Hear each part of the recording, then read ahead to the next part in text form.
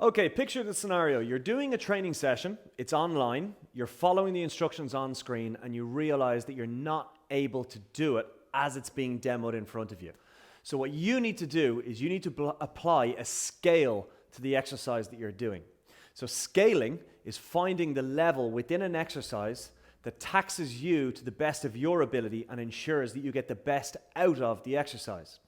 So when we apply scaling, there's a couple of different formats that people will generally throw at you. And what we've done is we've boiled it down into 3 checkpoints. So the first checkpoint we want to look at is we want to look at the resistance level, and if possible, remove or reduce that resistance level. If that's still a problem, then we need to introduce a support structure, whether it's a table, a chair, a wall, a stick, whatever it is. And then the third one down is your range, or your range of movement. So if we can apply those 3 points to every exercise, we'll then find the right scaling level so we can get the best out of it. So we'll just break it down again. So in 3 points, it's number 1, remove, then introduce, and number 3 is your range. So we'll go through a series of exercises now, and I'll show how we can apply the scaling checkpoints to each one, and therefore find the best exercise level for you. So let's have a look at the squat, okay? So the squat essentially is 2 legs working at the same time, and you're generally holding a weight on the chest. So with my squat, I'm aiming to drop back and down through my hips all the way so my hips are below the height of my knees, and then coming back up. If I find I'm struggling with the squat, I check my first point, and the first point on that list is remove. So here's my resistance level. I'm going to remove the resistance from the equation. So I've now removed it, and I'm going into my squat a lot easier because there's less to lift. However, imagine that that still hasn't addressed my issue, and my squat still isn't 100% for me. So I move down to the next point, and I introduce a support structure. So when I'm doing my squat, I've got a couple of different options. When I'm doing my squat, my support structure can either be out in front, or it can be directly beneath me. So I've now introduced a support structure to allow me to really dial in my technique. Let's say, for example, my squat still isn't up to scratch. Then we start looking at the range of movement, and we start to play around with the range of movement. So as I said at the start, a squat is dropping your hips below parallel. But if I'm not happy with my technique and I can't get my hips below parallel, then I have removed my weight, I've introduced a support structure, and now I'm looking at the range of movement.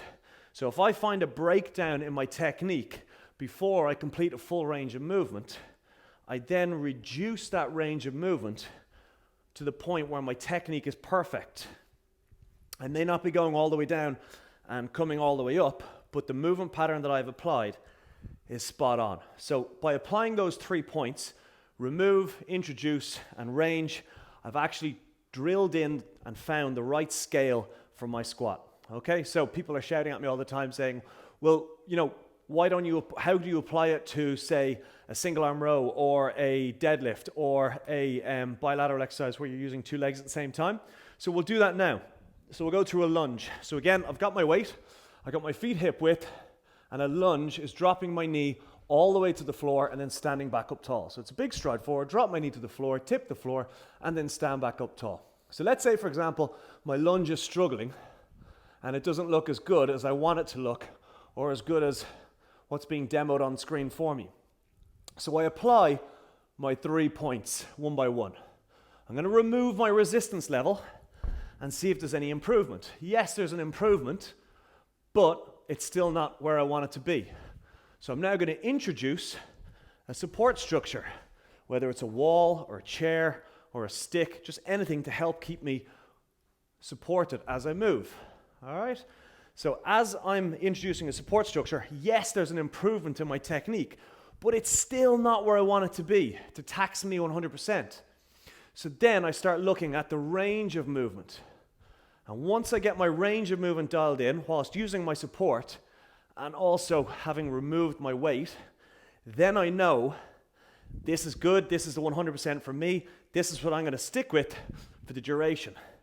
And gradually, as I become more comfortable and better adapted to that movement, I can start stepping back up through the scales again.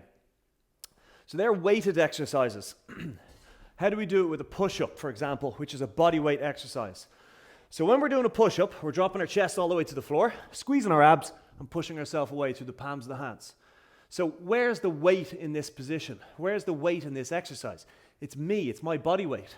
So how do I reduce my body weight or remove my body weight from the equation? Drop my knees to the floor.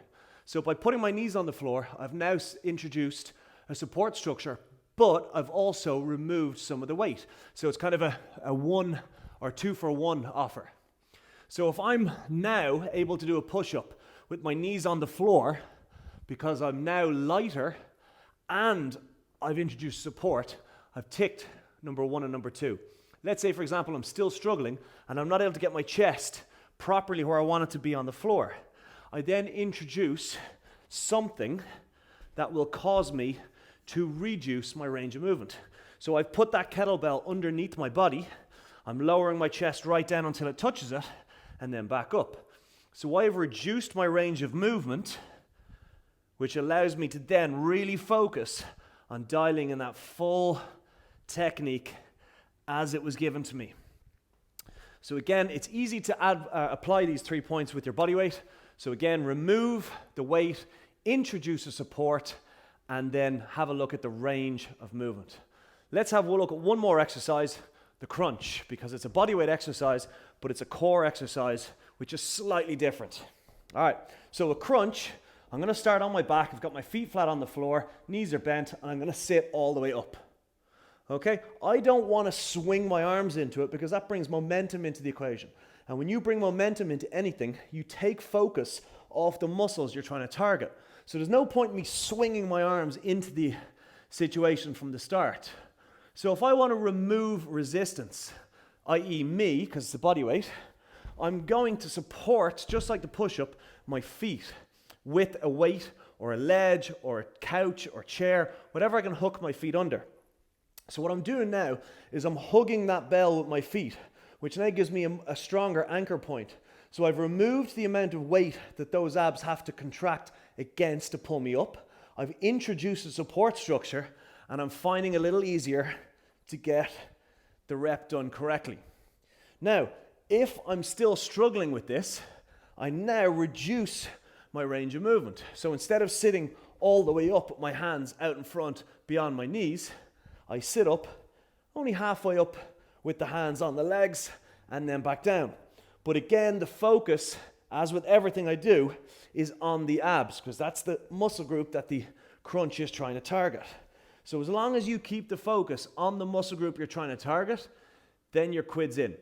If you start to notice that the muscle groups aren't being targeted anymore, whether it's the squat, the deadlift, the press, then you know something's wrong and you've got to scale back.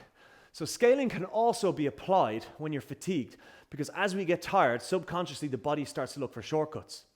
So when the body starts to look for those shortcuts, you have to stop, have a think about the movement pattern. Am I still feeling it on the right muscle groups that I've been told to target?